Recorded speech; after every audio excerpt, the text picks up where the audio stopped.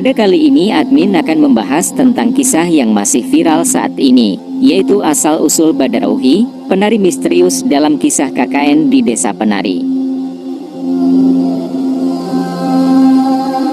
Dalam kisah KKN di Desa Penari, ada sosok misterius bernama Badarauhi yang mengganggu para mahasiswa ketika melaksanakan kegiatan KKN di desa tersebut. Badarauhi merupakan seorang penari misterius. Dia digambarkan sosok penari berpakaian berwarna hijau yang cantik jelita. Dan benarkah sosok Badarauhi ini bukan dari bangsa manusia, melainkan siluman ular? Lalu dari mana asal-usulnya? Mengapa dia bisa berada di Desa Penari? Namun sebelum kita membahasnya sampai selesai, silahkan bantu perkembangan channel ini terlebih dahulu dengan menekan tombol subscribe dan tombol loncengnya terlebih dahulu.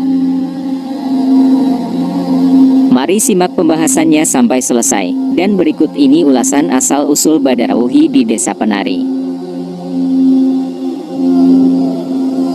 Badarauhi adalah makhluk halus yang berasal dari pantai selatan. Namun pada suatu hari dia diusir dan dikeluarkan dari kerajaan pantai selatan, dikarenakan merasuki salah satu penari di tanah Jawa Timur. Cerita ini berawal dari seorang kesatria wanita bernama Ratna Nareh yang menjadi lurah di sebuah desa, dan menjadikan pelataran memuja Sang Hyang, menjadi tempat pesta menari dan lainnya. Desa ini sendiri bertempat di tengah alas daha. Ratna Nareh sendiri merupakan murid dari seorang kesatria yang hidup pada zaman Prabu Airlangga. Ia melarikan diri ketika sang guru ditaklukkan oleh Empu Barada. Dia dan keempat murid lainnya melarikan diri. Keempat murid lain tersebut lari ke tanah Bali, dan dirinya sebagai murid paling muda lari ke timur Jawa. Semuanya memisahkan diri supaya tidak terlacak oleh Empu Barada. Ratna Nareh sendiri lari dengan membawa lontar yang berisi ilmu kadikjayaan untuk menaklukkan para lelembut di sepanjang hutan Jawa Tengah sampai Jawa Timur. Sejak perguruan Ratna Nareh ini ditaklukkan oleh Empu Barada, Ratna Nareh melarikan diri dan tidak pernah muncul kembali.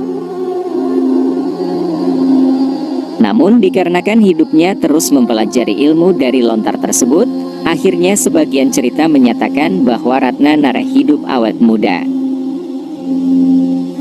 Dia tidak pernah muncul lagi di tanah Jawa, sampai tiba suatu hari dia singgah di Desa Wonokromo, yang kala itu dipimpin oleh seorang lurah yang sangat arogan kepada wanita.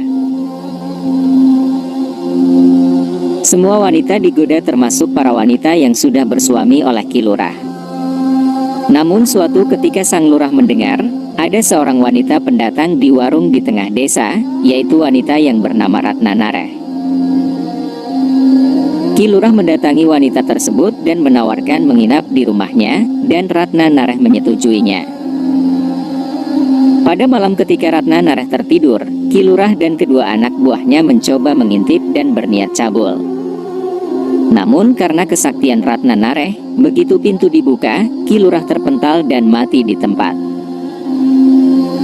Sedangkan anak buahnya lari, tetapi segera terjatuh dan mati akibat ilmu kanuragan Ratna Nareh. Sebagian kisah menyatakan, Ratna Nareh menjilat darah laki-laki yang tercecer di batu. Dari situlah dia menjadi pengganti Ki Lurah untuk memimpin desa tersebut. Di desa tersebut memiliki sebuah kolam yang ternyata pusat gerbang halus di utara Jawa, berlokasi di sekitar lereng Gunung Raung dan berdekatan dengan alas daha. Sedangkan gerbang halus selatan berada di salah satu pantai di selatan Jawa, dengan ciri adanya sebuah batu karang besar, namun antara selatan dan utara memiliki hubungan baik. Kolam air tersebut disebut sebagai tempat persinggahan Ibu Ratu Pantai Selatan jika beliau sedang bertamu ke utara Jawa. Ketika beliau pulang ke selatan, tempat tersebut dijaga oleh para panglima dan kesatria pantai selatan, baik laki-laki dan wanita. Di Dilanjutkan dari kisah tersebut, Ratna Nareh sombong atas kekuatan yang dia miliki. Dia melanggar adat dari desa tersebut bahwa tidak boleh mengadakan tarian yang diiringi gamelan di desa tersebut, karena akan mengundang seluruh gaib penghuni alas daha termasuk penghuni sendang di dalamnya. Bahkan dia berteriak, "Jika seluruh penghuni alas daha hadir, aku akan menaklukkan mereka satu persatu." Akibat kesombongannya, semua penduduk musnah termasuk dirinya. Salah satu makhluk halus yang merasuki penari adalah wanita utusan Ibu Ratu Pantai Selatan yang menjaga sendang di alas daha.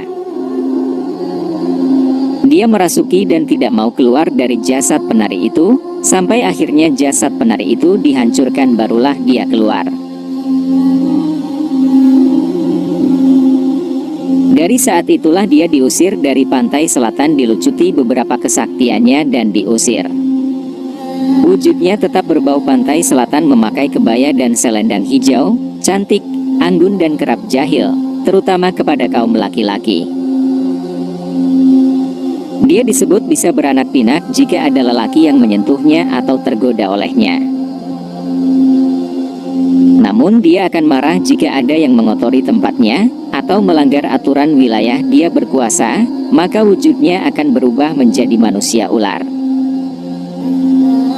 Begitulah pembahasan singkat kali ini tentang asal-usul Badarawuhi.